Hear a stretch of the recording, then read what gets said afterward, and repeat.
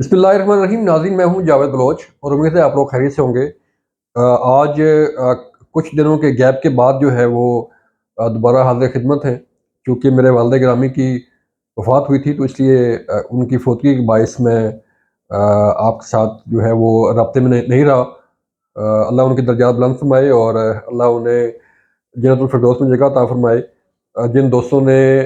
हमें हौसला दिया, दुआ की उनके लिए, उनका हम तहे दिल से मशहूर हैं। आज के जो हमारे टॉपिक्स हैं, एक तो जो घर का भेदी है, जो उन मुलाकातों का गवाह है जो तहरीक इंसाफ के साबिक चेयरमैन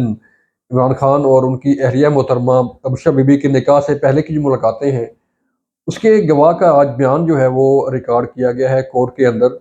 उसके मुतल्लिक आपको आगाह करने जा रहे हैं और फिर हम आपको बताएंगे कि आज इलेक्शन कमीशन में तहरीक इंसाफ के इंट्रा पार्टी इलेक्शन को चैलेंज किया गया है। किस बुनियाद पर चैलेंज किया गया है और क्या बल्ले का निशान बाकी रह सकता है, या ये इंट्रा पार्टी इलेक्शन अगर तस्लीम ना हुए तो फिर तहरीक इंसाफ कहाँ खड़ी होगी और बल्ला कहाँ खड़ा होगा। इस पर हम बात करने जा रहे हैं और फिर आपको बताएंगे कि इलेक्शन शेड्यूल जो है वो कब अनाउंस हो रहा है। इस पर बातचीत आपसे करेंगे और आगाह करेंगे कि इलेक्शन शेड्यूल कब अनाउंस हो सकता है और इसमें क्या क्या मरले जो है वो आने वाले हैं और पार्टियां किस हद तक तैयार हैं। सबसे पहले हम आपको बताएं कि आज एक बड़े अहम गवाह पेश हुए और कोर्ट के सामने, जिसमें जो है वो पहले दो गवाह जो है वो सामने कोर्ट के सामने पेश हो चुके हैं। एक तो ओन चौधरी जो है वो पेश हुए थे और उन्होंने अपना बयान रिकॉर्ड कराया था, और ये केस है तहरीक इंसाफ के साबिक चेयरमैन इमरान खान और बुशरा बीबी के निकाह के हवाले से कि ये निकाह जो है वो क्या शरई है या गैर शरई है, इसका फैसला होना है। और इसमें आज तीसरा गवाह जो है वो आज पेश हुआ था। एक तो मुफ्ती सईद पहले जो है वो जिसने निकाह पढ़ाया था, उन्होंने बयान दिया था कि ये उनकी नज़र में जो निकाह है वो गैर शरई है, क्योंकि मामला इद्दत का था। तो दूसरे गवाह ओन चौधरी साहब थे, और ओन चौधरी वो शख्सियत हैं जो तहरीक इंसाफ के साबिक चेयरमैन इमरान खान के राइट हैंड थे, और सारी मुलाकातों का अहवाल, निकाह का अहवाल, उनके ज़ाती जो तल्लुकात थे उनका अहवाल जो है वो जानते थे, और उन्होंने कोर्ट के सामने खुल के बयान भी किया था। आज जिस शख्स का बयान रिकॉर्ड किया है उसका नाम है मोहम्मद लतीफ़, और ये खावर मारेका और बुशरा बीबी का ज़ाती मुलाज़म है जो घर के अंदर काम करता है और घर का भेदी भी है। और खबर मलिका का भी ये जो उनके साबिक शौहर नामदार थे बुशरा बीबी के, उनका जो है वो ज़ाती मुलाज़िम होने के साथ साथ जो है वो एक आप कह लें कि राज़दार जो है वो, कि जिसको इख्तियार है कि वो किसी भी कमरे में दाखिल हो और किसी भी जगह जो है वो घर के कोने खुदरे में जा सके। तो ऐसे मुलाज़म को बड़ी अहमियत दी जाती है। और इसी इसी मुलाज़िम के मुतल्लिक़ ख़ावर मलिका ने अपने इंटरव्यू में कहा था कि मैं अपने मुलाज़िम को कहता था कि जाके देखो कि बुशरा बीबी और इमरान खान की मुलाकात जो है वो कैसे हो रही है और कहाँ पे हो रही है। तो इसी मुलाज़िम के हवाले से उन्होंने ये कहा था कि मैंने कई एक आध बार ऐसा भी हुआ कि अपने मुलाज़िम के ज़रिए मैंने इमरान खान को घर से निकाला भी सही। तो आज ये मुलाज़िम जिसका नाम मोहम्मद लतीफ़ है, ये पेश हुआ कोर्ट के सामने और बयान रिकॉर्ड करवाया, और उस बयान में जो इंकशाफात हुए हैं वो कहने की बात नहीं है और ना बयान करने की बात है। लेकिन क्योंकि अब ये कोर्ट की प्रोसीडिंग है और कोर्ट के रिकॉर्ड का हिस्सा बन गया बयान, तो उस बयान में उसने जो इंकशाफात किए हैं वो बड़े हैरान कुन है, क्योंकि 2 रोज़ पहले जो है वो इमरान खान साहब ने जेल के अंदर साइफर साजिश केस में चंद सहाफ़ी जब जेल में कोर्ट में जो है वो कोर्ट प्रोसीडिंग उन्होंने देखी, तो उसमें उन्होंने कहा था कि मेरी तो मुलाकात बुशरा बीबी से उस वक़्त हुई میں نے دیکھا کہ جب ہمارا نکاح تھا تو اس سے پہلے کی ملاقاتیں کیسے ہوتی رہیں، کہاں ہوتی رہیں، ان ملاقاتوں میں کیا ہوتا رہا، وہ جو چیزیں تھیں جو آج اس گواہ نے، جو آج اس گھر کے بھیدی نے جو ہے وہ بیان کی ہیں کورٹ کے سامنے، تو وہ اس میں تو چیزیں جو ہے وہ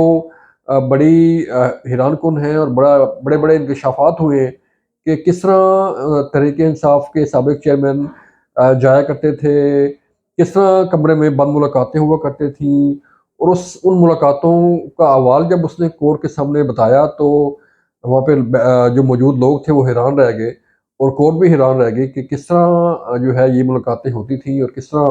کھل کے یہ چیزیں ساری ہوا کرتی تھیں۔ تو اس میں اب کورٹ نے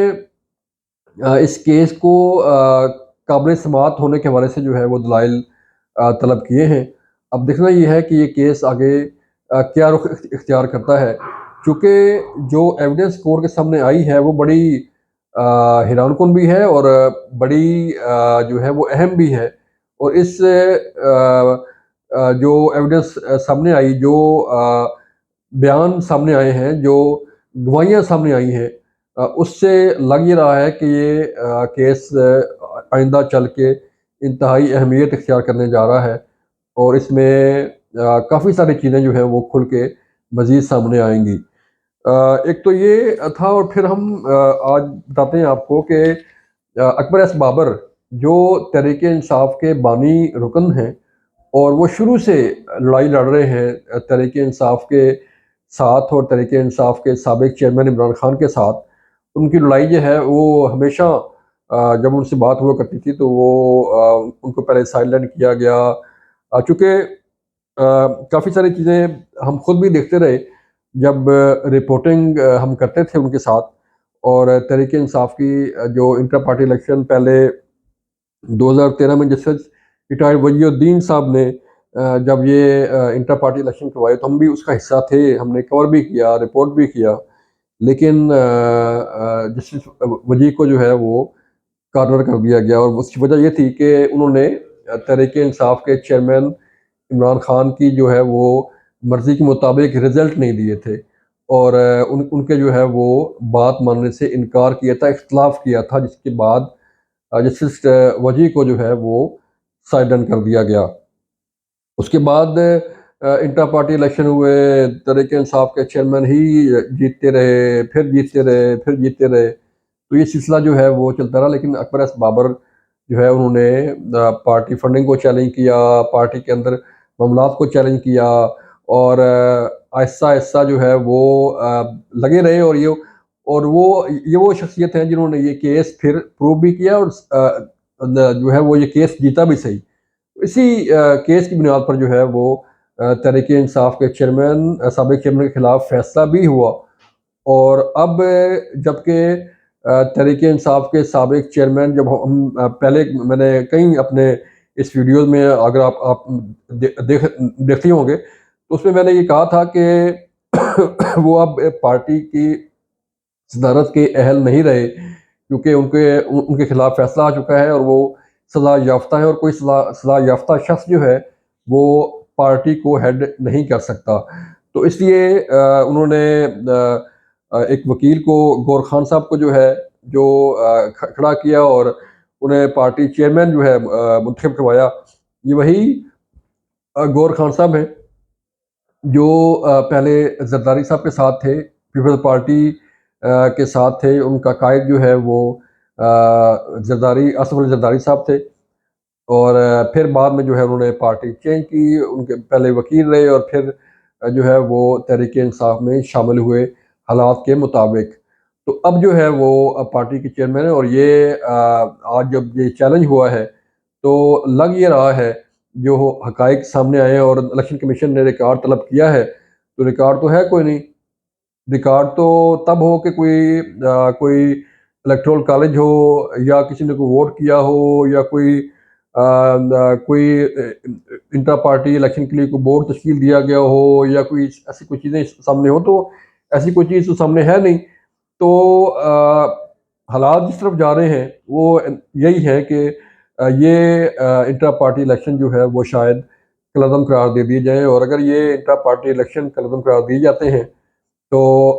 پھر تحریک انصاف جو ہے وہ اس الیکشن کا حصہ شاید جو ہے وہ نہ بن سکے، کیونکہ یہ 15 دن بڑے اہم ہیں۔ 15 دسمبر سے پہلے پہلے جو ہے الیکشن کمیشن نے الیکشن کا شیڈول اناؤنس کرنا ہے اور درخواستیں طلب کرنی ہے امیدواروں سے، اور پھر یہ اسکروٹنی کا عمل ہوگا، پھر اعتراضات ہوں گے اور پھر فائنل لسٹیں لگیں گی۔ تو 8 فروری سے پہلے پہلے یہ سارا پروسیس مکمل ہونا ہے، تو 8 فروری پولنگ ڈے ہے۔ تو 14 دسمبر جو ہے وہ تاریخ بنتی ہے کہ الیکشن کا شیڈول جو ہے اس دن اناؤنس ہو سکتا ہے۔ تو اس سے پہلے پہلے یہ ساری چیزیں طے ہونی ہیں، اس سے پہلے ہی یہ انٹر پارٹی الیکشن بھی، اس کا فیصلہ بھی آئے گا، اور باقی معاملات بھی جو ہے وہ الیکشن کمیشن نے فائنل کرنے ہیں۔ تو دیکھنا یہ ہے کہ انٹر پارٹی الیکشن جو ہے وہ برقرار رہتے ہیں یا نہیں رہتے، اس کا فیصلہ تو الیکشن کمیشن نے کرنا ہے، لیکن حالات ایسے لگ رہے ہیں کہ تحریک انصاف جو ہے وہ شاید ان عام انتخابات 8 فروری 2024 کا حصہ شاید نہ ہو۔ اپنا خیال رکھیے گا۔ اللہ حافظ۔